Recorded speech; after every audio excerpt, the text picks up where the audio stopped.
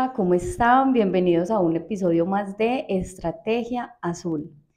Hoy nos acompaña Natalia Mejía. Ella es una ingeniera financiera, magíster en administración con más de 10 años de experiencia en la planeación financiera de corto, de mediano plazo, la evolución financiera de los proyectos.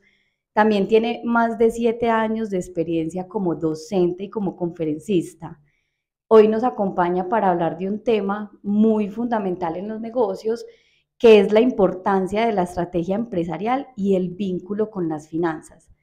Hola Nati, ¿cómo estás? Muy Muchas bien, gracias por aceptar esta invitación, por estar aquí transmitiendo todo tu conocimiento con estos empresarios y con la comunidad en general que se interesa de estos temas. muchas gracias por la invitación. Cuéntanos este tema de la estrategia empresarial y el vínculo con las finanzas, que yo creo que a los empresarios es uno de los temas que más nos, no sé, como que no nos deja dormir. ¿Cómo hacer para que nuestros negocios se vinculen sana y exitosamente con las finanzas? Ujú. Bueno, pues muchas gracias y nuevamente, pues esto es un espacio también de creación. Quiero empezar por decir que la estrategia siempre se ha visto como un tema súper como tabú, como muy complejo, como no es que eso solamente lo hacen en las grandes organizaciones o eso solamente lo piensan en empresas multinacionales de otros países, las empresas de base tecnológica, pero realmente es un tema en el cual todas las empresas deberíamos trabajar. ¿Por qué? Porque finalmente es tener un norte hacia dónde avanzar, ¿sí? La estrategia finalmente es como trazar un camino por el cual yo voy a ir andando. Yo hace poco estaba conversando con alguien y yo le decía como de manera metafórica, tener una estrategia es como tener una banda sonora, es como la banda sonora de Ajá, las películas, ¿cierto? sí, Vos sabes que está ahí la música implícita y que dependiendo como de las situaciones que se vayan presentando, la música puede ir puede ir cambiando, se puede cambiando. poner tensa, se puede poner liviana, se puede poner amena, pero finalmente siempre está ahí la música y de una u otra manera esa banda sonora es la que te va mostrando qué es lo que está pasando como en términos de la trama, ¿cierto? Sí, sí, Esa es la estrategia, ¿sí? Y lo importante no es saber que uno tenga que tener pues una cosa supremamente estructurada en términos de estrategia, sino simplemente tener una idea de qué queremos y hacia dónde vamos. Eso para empezar. En segundo lugar, todo el mundo lo ve como algo que requiere una cantidad de estudios para uno poder ser estratega en una empresa, tiene que haber hecho un MBA, tiene que haber estudiado un montón de temas. La realidad es que no.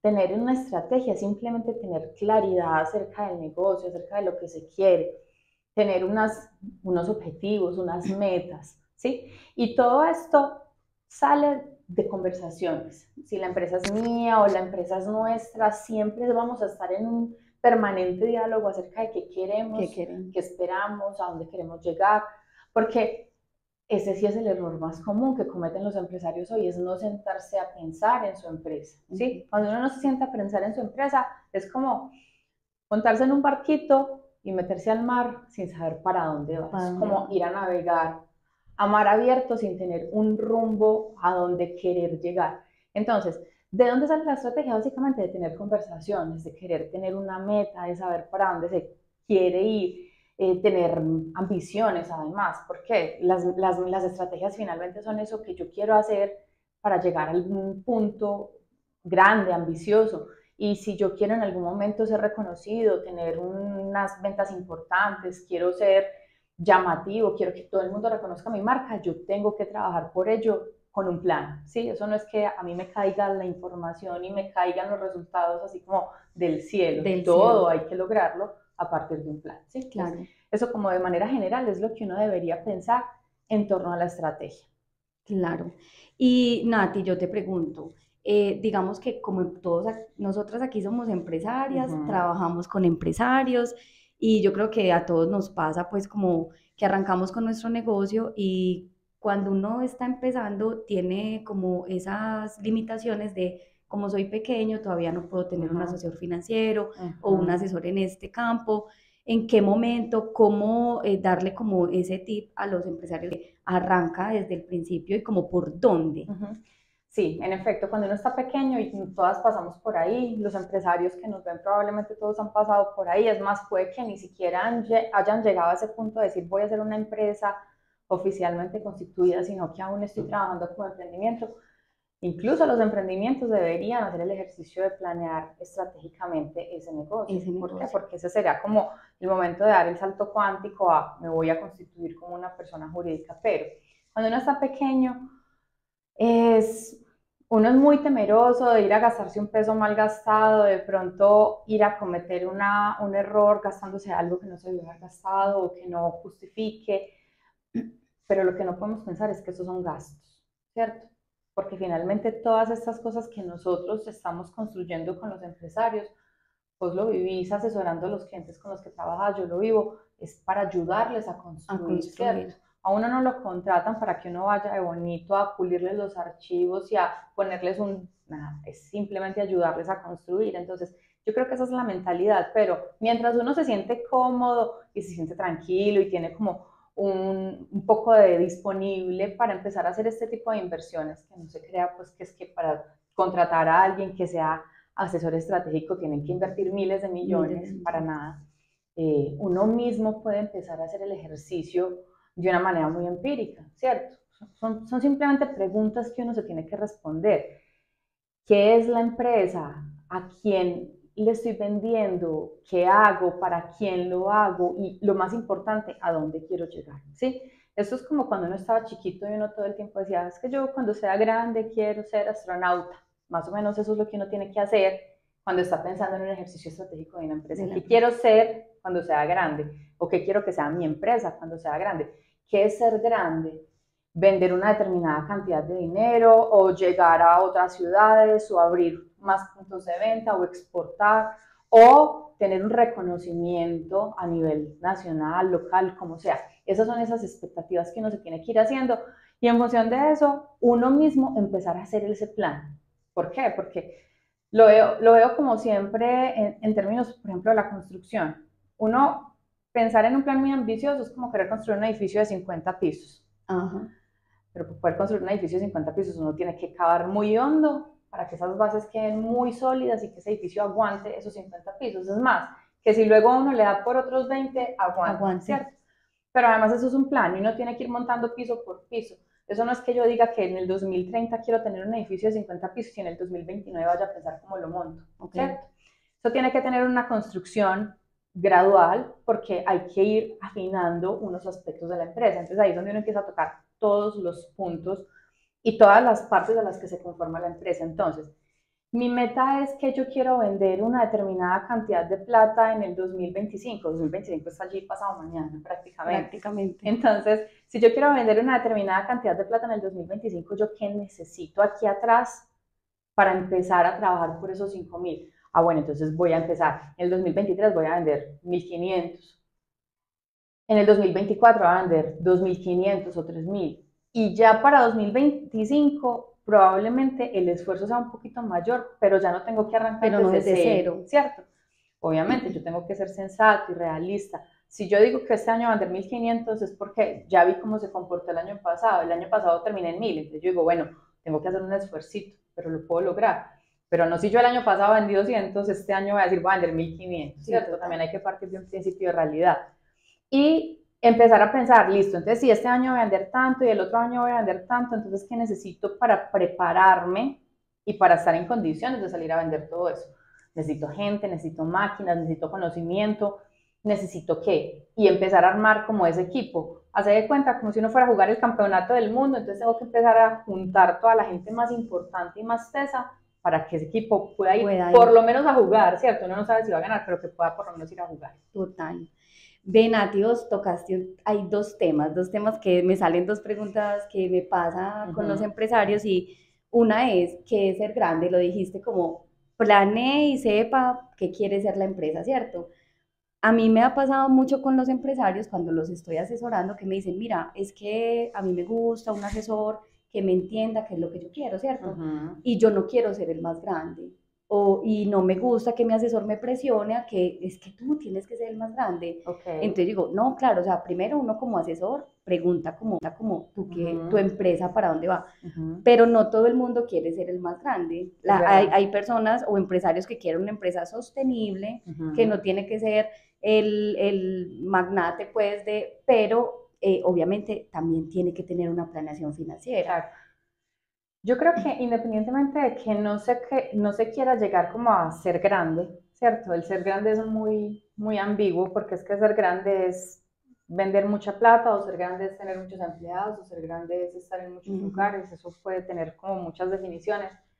Pero si bien no necesariamente se trata de, es que yo me quiero enriquecer de cuenta de mi empresa, yo quiero que se sostenga, el sostenimiento también cuesta, ¿cierto? El sostenimiento también hay que hacerle un esfuerzo, porque es que sostenerse no es decir, hoy tengo 5 clientes y con esos 5 clientes garantizo el sostenimiento perpetuo. No, porque yo tengo que pensar que esos clientes pueden irse. Pueden irse, exactamente. O pueden quedarse, pero con lo que me vayan pagando yo ya no voy a ser capaz, porque todo por los lados empieza a aumentar de precios, todo es más costoso, y de una u otra manera es también pensar que el sostenimiento no es simplemente irnos como en una línea recta.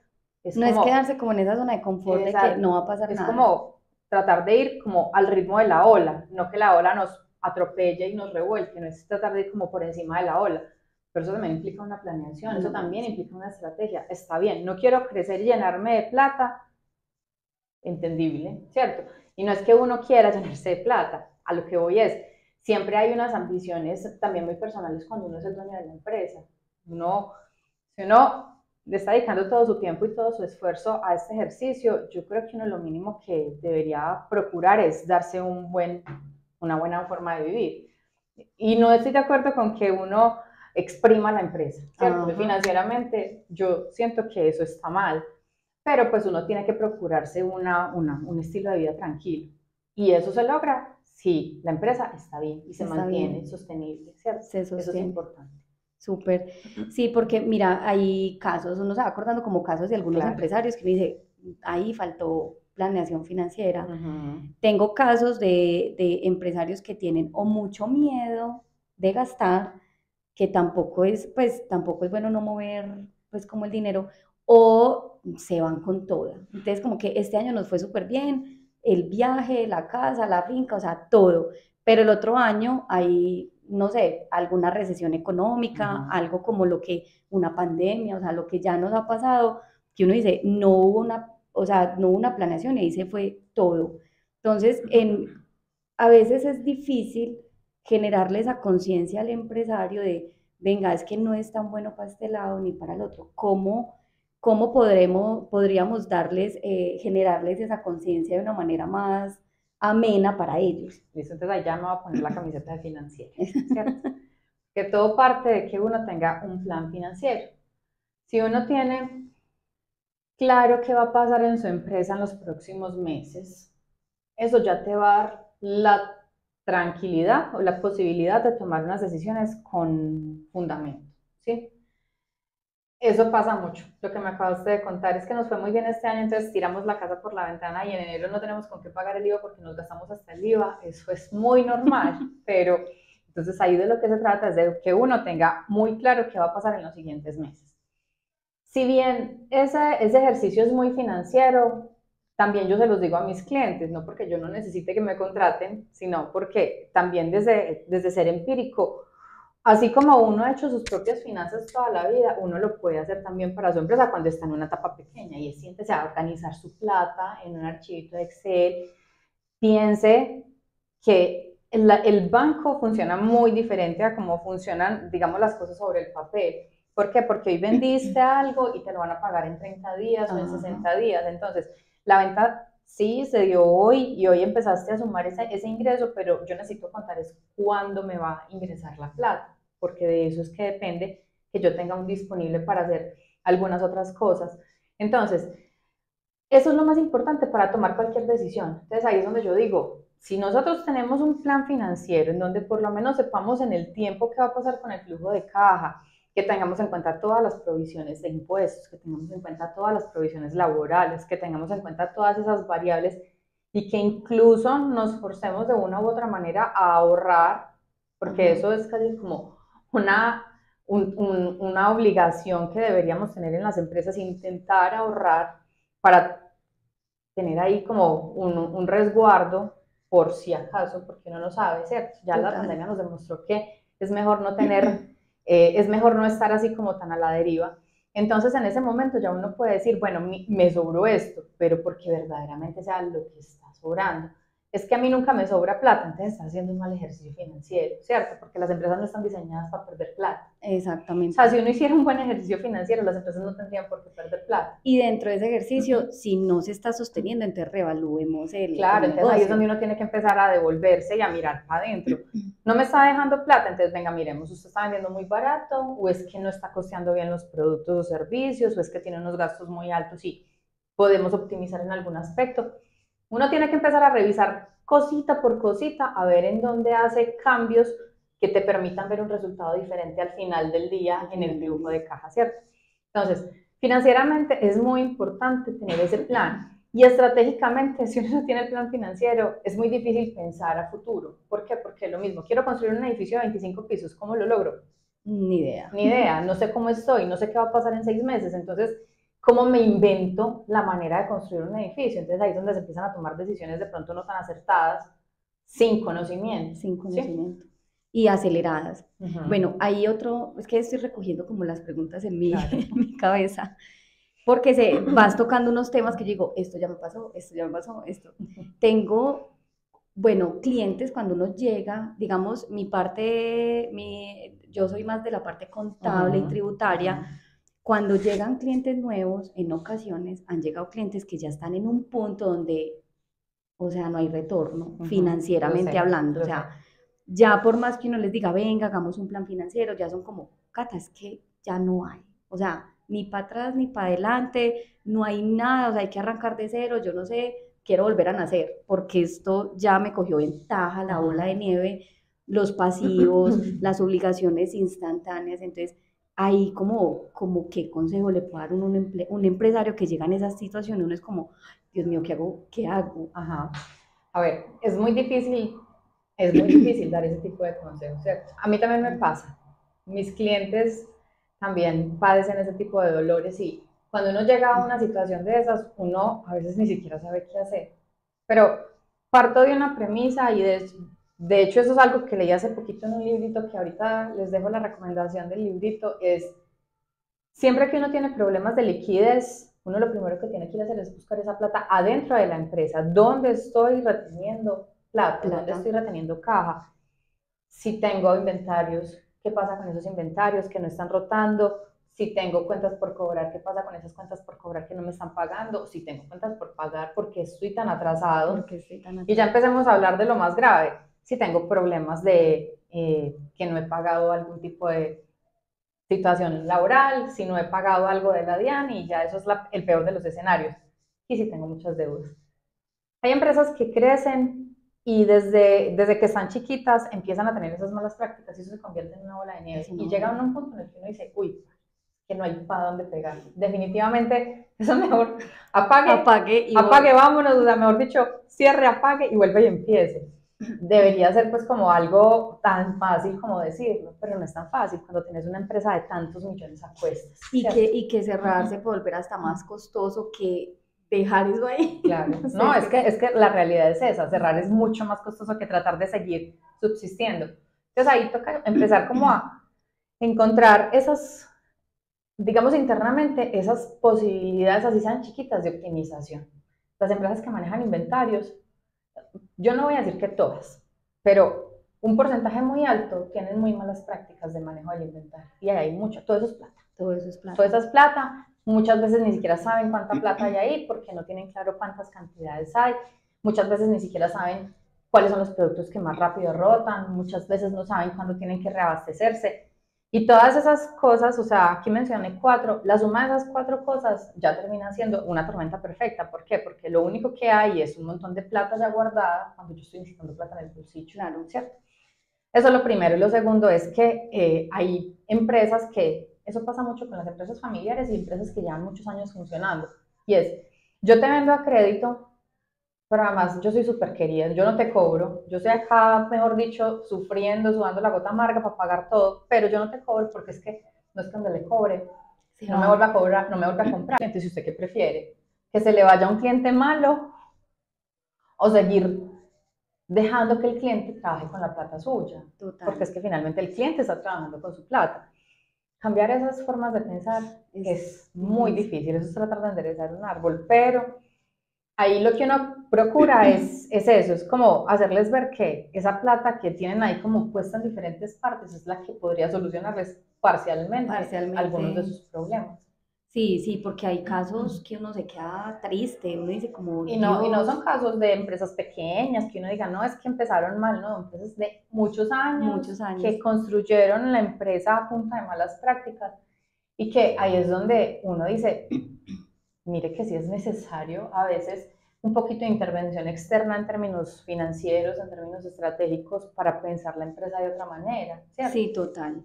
Por decir ahora hay una pregunta muy común que me hacen los empresarios y que se la hace uno mismo también para su empresa y para sus finanzas personales. Y es, Cata, si este año nos va bien y nos deja una utilidad, ¿cómo nos aconsejas invertirla o dónde la guardo, no sé, la invierto, que no quede guardada en la caja o en el banco y que luego yo no me la vaya a gastar creyendo que es que esa plata me sobró y sobre todo por lo que hablabas ahorita del tema del ahorro, que el ahorro culturalmente no tenemos esa cultura, no nos criaron desde pequeñitos en que el ahorro, pues eso no es algo que viene como en nuestro ADN, pero ahorita la gente está cambiando un poquito y abriendo más la mente a eso y pues mucha información de libertad financiera, que creo que también eso lo atormenta a uno un poquito de, ay no, ¿cuándo será que yo tengo mi libertad financiera? Entonces, ¿qué recomendaciones se le pueden dar a los empresarios como en buscar qué opciones para que se asesoren en cómo diversificar esas utilidades que les quedan? Ok, lo primero es, en un momento como el que estamos, me refiero a un momento temporal, o sea, estamos a mitad de año, esto es un momento muy apropiado para empezar a hacer planeación tributaria. Ajá. Si usted tiene un presupuesto y usted ya sabe cómo se jugó la mitad del año que ya pasó, empiece a pensar, si se cumple la mitad del año que falta como presupuesto, ya más o menos va a tener una idea de cuál va a ser su utilidad. Empiece a pensar si esa utilidad le va a implicar pagar o no muchos impuestos y empiece a mover las opciones que tenga en función de la caja que tenga disponible. Yo pienso que hoy por hoy ya no, o sea, primero no abogo porque se hagan malas prácticas con relación a disminución de utilidades, ¿cierto?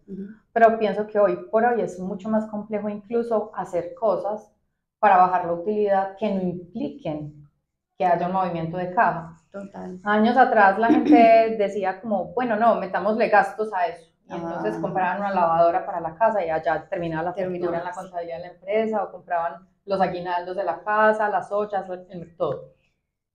Finalmente hoy eso es más difícil, vos sabés, Sí, no, ya ya es ahora mucho más complejo que la DIAN acepte esas cosas, o sea, es muy, muy complejo hacer ese tipo de jugaditas o de triquiñuelas con el propósito de bajar la utilidad, porque si se te fiscalizan, te encuentran eso, termina siendo peor, ¿cierto? Entonces sí, uno que total. tiene que tratar es encontrar como cuáles son esas alternativas que desde la caja sea posible hacer para bajar la utilidad. Vamos a reinvertir. Entonces pensemos, sí, tenemos que cambiar un computador, tenemos que cambiar una máquina, o si nos damos un bono de fin de año, bueno, cualquier cosa. Y si al final del año, después incluso de que reinvertimos, hay algo disponible, yo pienso que lo importante es buscar productos que no tengan digamos, una condición de duración muy larga, ¿cierto? Porque también es importante saber que en cualquier momento se puede necesitar la plata. Claro. O sea, no. Pero también es... Que ese es otro miedo del tema de ahorrar e invertir, pues como en algún fondo, porque uno dice, ¿y si luego necesito esa plata y el Pero fondo es yo a creo, 3 años? exacto, yo creo que uno tiene que buscar alternativas. Entonces, por ejemplo, buscar algo que sea con una periodicidad de 6 meses, que uno sepa que la plata va a estar ahí guardada, no se va a triplicar, eso es la realidad, las inversiones no triplican la plata. Y empezar a moverse. Entonces, si al sexto mes que se venza la inversión, vemos que vamos bien, porque además ya venimos con una planeación de caja de unos meses en avanzada y vemos que estamos bien y que no vamos a requerir ese dinero, volvemos y lo invertimos. Y que eso se vaya volviendo como un hábito. Y entonces empecemos a pensar, entonces invirtamos lo que vamos a gastarnos en las cesantías o invirtamos lo que vamos a gastarnos en la prima. Y todas esas cosas empiezan a crear como unos colchoncitos. La idea es que uno no esté con lo que tenga en el banco. Y que no sean colchones guardados y ya, sino que te esté generando una rentabilidad, si sea pequeña. Sí, claro, que al menos, que es la plata de las cesantías, que al menos pero compense el 4 por sí. 1000, ¿cierto? Sí. Ok, sí, sí, porque es una pregunta muy común y que ahorita pues lo que nos venden en los medios y todo es eso, este fondo te triplica o esta inversión en 2 meses usted tiene el triple de lo que invirtió, entonces la gente o se deslumbra o baila, digamos lo que la mete toda ahí y es algo que en este momento, este año ha sido un año complejo. Particular. Ha sido particular, un año complejo. Entonces, lo que decías ahorita, la planeación tributaria que podemos empezar a hacer desde ya. Este año va a ser difícil, así como la pandemia, de analizar, porque el primer semestre ha estado muy quieto, sí, los sí. empresarios han tenido una disminución de ventas considerable, como en un común denominador, obviamente no todos, pero digamos que hablando desde lo más general. La expectativa es que este segundo semestre crezca pues como al doble de lo que fue el primero, esa es la expectativa, porque si no, según la planeación, muchas empresas no van a cumplir la meta. Entonces, digamos que ahorita como que la meta del empresario está mucho como en trabajar, en vender, en vender. De todas maneras, yo les digo como, venga, yo sé que hay que vender, yo sé que, pero no dejemos esa planeación a un lado, no dejemos ese presupuesto a un lado, porque de todas maneras, pues hay que trabajar con lo que hay, ¿cierto? O sea, la realidad es la realidad y lo que se está vendiendo y lo que tú dices, si no es sostenible, si vemos que no está dando, entonces revaluemos. Hemos encontrado casos con empresarios que realmente le estaba tocando sacar a todo el equipo de trabajo, porque toca reestructurar, porque el equipo es el que no está como dando y funcionando lo que es, un equipo de ventas bien grandes para que no estén vendiendo, pues no, ¿cierto? Inventarios quietos, o sea, muchas cosas que se... Entonces yo digo, esa planeación no se puede perder, así veamos el año como muy flojo, porque a la final pues el resultado del año depende de eso, de no perder esa planeación. Entonces no sé de pronto qué recomendación nos puedes dar para este segundo semestre, teniendo en cuenta que este año ha estado como raro, o sea, este año ha estado como extraño. Entonces la recomendación en este momento en donde estamos pasando como por un momento tan raro, no digamos que está mal, no digamos que está caótico, porque si nos vamos a la realidad es que hay cosas que han venido mejorando. Ya vimos que la inflación empezó a ceder un poquito, ya vimos que la tasa de cambio ha tenido unas disminuciones importantes en las últimas semanas, entonces finalmente todas esas son cosas que de una u otra manera ayudan a que las empresas empiecen a pensar de una manera más optimista. Yo personalmente siempre les digo, uno tiene que ser muy optimista. Sí. ¿Qué nos ganamos con estar diciendo, no es que esto está muy duro, no es que todo está muy caro, no es que no sé qué? Tenemos que tratar de ser optimistas, ¿cierto? Porque finalmente es la ley de la atracción. A mí me parece muy importante que uno siempre piense que se pueden hacer las cosas. Y que todo va a mejorar. Exacto. Para hacer la planeación estratégica, uno no necesita tener millones y millones en el banco. Por el contrario, ahora cuando la situación está un poquito más compleja es que uno necesita tener más planeación para saber cómo moverse, incluso tener escenarios. Si pasa esto, ¿cómo me muevo? Si pasa aquello, ¿para dónde me voy? Tener como esos planes de contingencia en caso de que algo pueda suceder. ¿Sí? O sea, que no nos cojan otra vez, como diríamos coloquialmente, con los calzones abajo. ¿Por qué? Porque eso es de lo que se trata, hacer planeación. Y finalmente todo esto tiene una implicación en la caja de la empresa, que yo siempre tenga la tranquilidad de que lo que sea que tengo planeado se puede materializar siempre y cuando tenga caja. Lo que decía ahorita, una empresa no está diseñada para perder plata, para generar pérdidas. Si usted está perdiendo plata es porque está haciendo algo, pues no digamos mal, pero sí digamos que tiene cosas que ajustar adentro de su empresa. Sí, o sea, uno no compra huevos para vender huevos. Sí, total. Si usted está vendiendo un producto o vendiendo un servicio, usted tiene que tener algún tipo de margen de ganancia. Si el margen es muy poquito, mire qué está pasando. Si no le alcanza, si le está dando muchas pérdidas, entonces hay que intervenir la empresa, ¿sí? pero siempre tiene que haber algún tipo de beneficio, porque si no, pues no tendría sentido tener empresas. Sí, no, no. No tendría O sea, si la ningún empresa sentido. no se sostiene en un punto de equilibrio, Exacto. hay que Pero revaluar. entonces, nuevamente, si yo en este momento soy una empresa pequeña, no tengo con qué contratar a un asesor financiero, a un asesor estratégico para que me orienten y me digan qué puedo hacer y me ayuden a tomar decisiones y me ayuden a planear, pues yo no me puedo quedar sentado en la casa esperando a que las cosas sucedan, por obra y gracia del Espíritu Santo. Yo tengo que tomar medidas porque finalmente si yo soy el dueño de la empresa o yo soy el dueño del negocio, yo me tengo que hacer responsable de todo lo que pasa. Total. Entonces ahí es donde yo siempre recomiendo, ya desde un punto de vista muy académico, saquemos el espacio para educarnos como empresarios. Total. No todos hemos estudiado administración de empresas. Yo no soy administradora de empresas, pues no sos administradora de empresas. Y tenemos negocios y sabemos que tenemos que ocuparnos de la administración de la empresa. Pero eso lo lograremos siempre y cuando nos eduquemos. Y no tenemos que ir a la universidad necesariamente. Uno ya puede encontrar mucha información en muchas fuentes, en muchos medios gratuitos, pagos, de muchas formas, para aprender cosas que son importantes a la hora de tener una empresa. De hecho, ahorita estaba mencionando algo que leí en estos días, no sé si se alcanza a ver bien este librito, si no ahorita montamos una imagencita. Se llama El pez muere por su boca y las empresas por su caja. Es bastante diciente el título. Yo no estoy diciendo que las finanzas y por el hecho de que yo sea financiera, esto sea lo más importante en las empresas, pero es de lo que más nos tenemos que ocupar si queremos que las empresas funcionen. Sí, total. ¿Sí? Y todo lo que uno haga, absolutamente todas las decisiones en términos de producción, de comercialización, de ventas, de todo, absolutamente todo pasa por la caja. Entonces ahí es donde uno tiene que pensar cómo cuida su caja adecuadamente. Y no tengo que tener aquí un experto, yo también lo puedo hacer con un poquito de conciencia. Y de pronto, si no sé algo, voy y lo consulto, voy y lo busco y me hago cargo de esto que es tan importante. Es como la plata de uno. La caja, claro. No, y hablando de la caja desde el efectivo, digamos, te lo voy a decir como contadora lo que nos pasa a nosotros, y es que el banco como tal, aunque hace parte de ese efectivo y equivalentes del efectivo, usted el banco lo tiene controlado. Cuando nosotros hacemos una conciliación bancaria al final de mes, tú tienes todo en el banco. Entonces, mira, esta salida no está justificada, ¿dónde está la factura? ¿En qué te lo gastaste? Entonces el cliente es como, ay, venga, ¿cómo yo no pasé esa factura?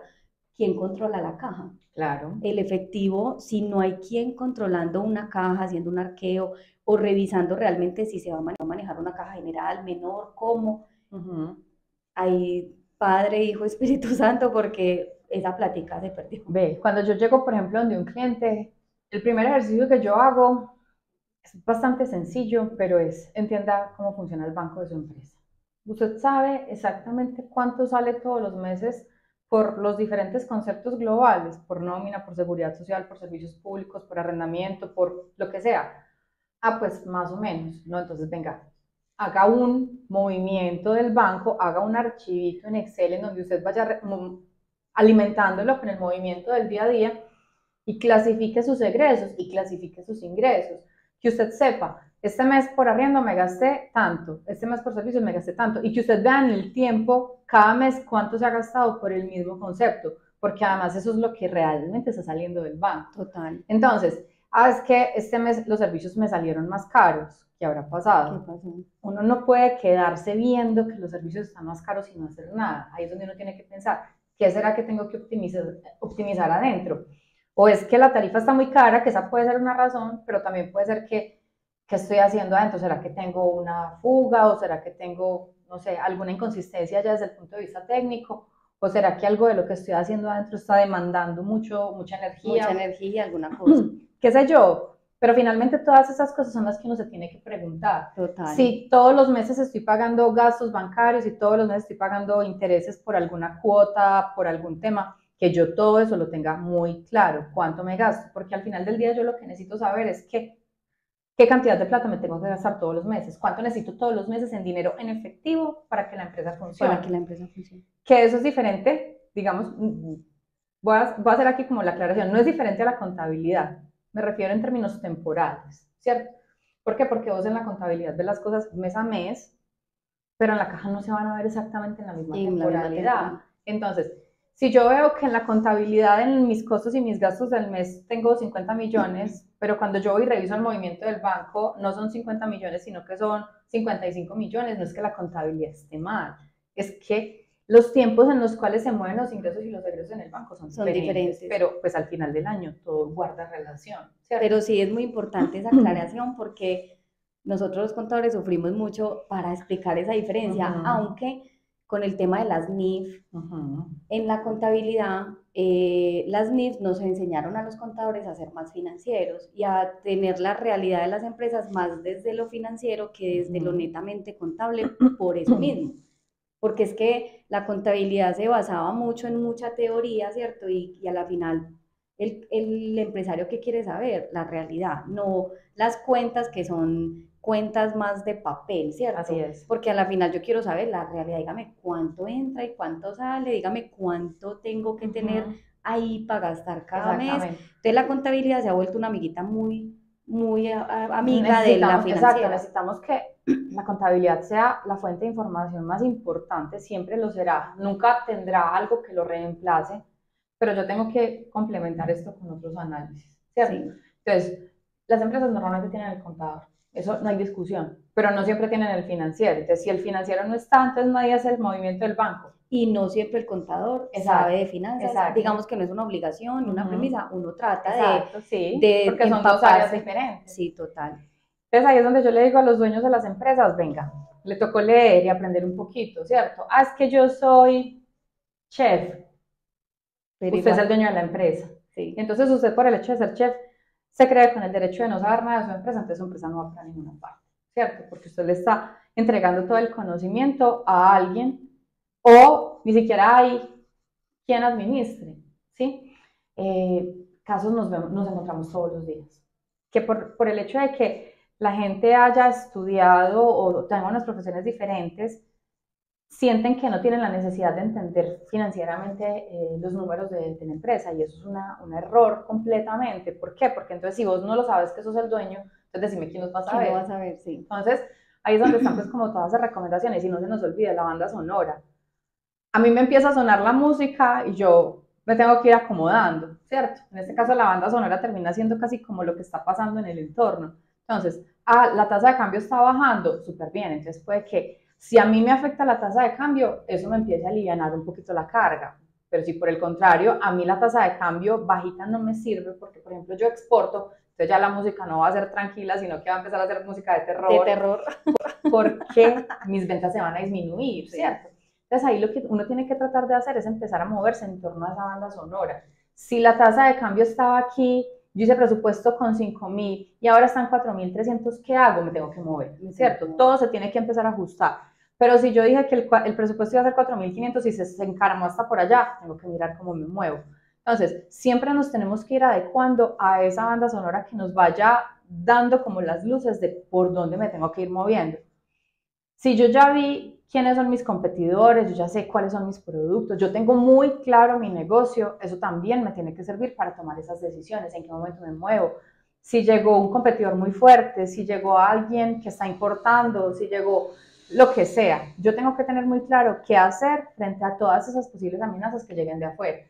Eso es estrategia, sí, pero finalmente todas esas cosas se tienen que combinar todo el tiempo con la caja de la empresa. Con la caja.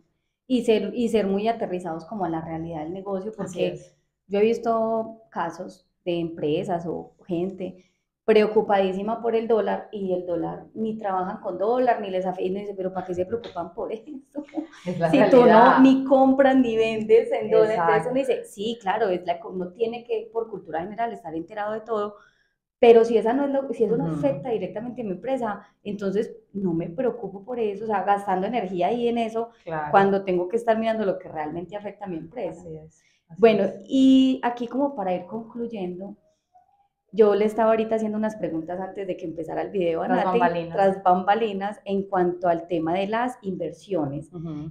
Todos, yo sé que todos queremos invertir en algo, queremos que cuando le dicen a uno, diversifique su plata, y uno dice, sí, pero ¿y qué? ¿Dónde? ¿Qué más monto? ¿Qué más hago?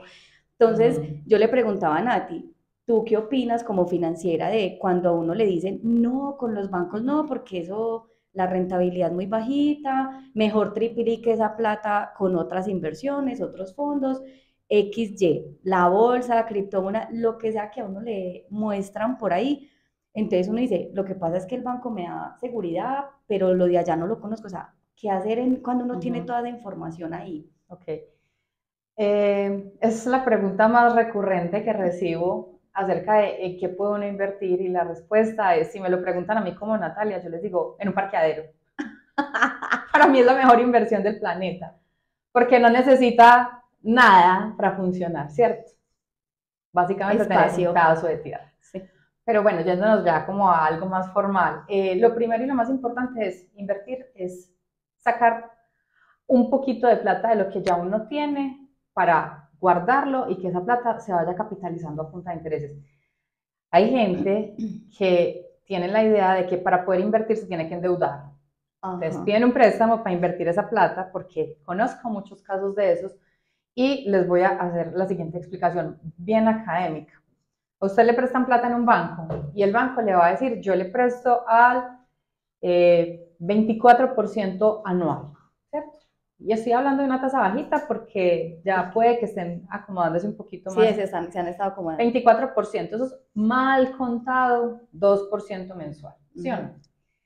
Entonces la gente pide esos créditos, o a veces hacen avances con tarjetas de crédito porque les llegó así la super oportunidad de invertir en alguna cosa que les va a triplicar la inversión, porque es que si invierten ya $1,000 en 3 semanas, ya tienen como $400,000 más.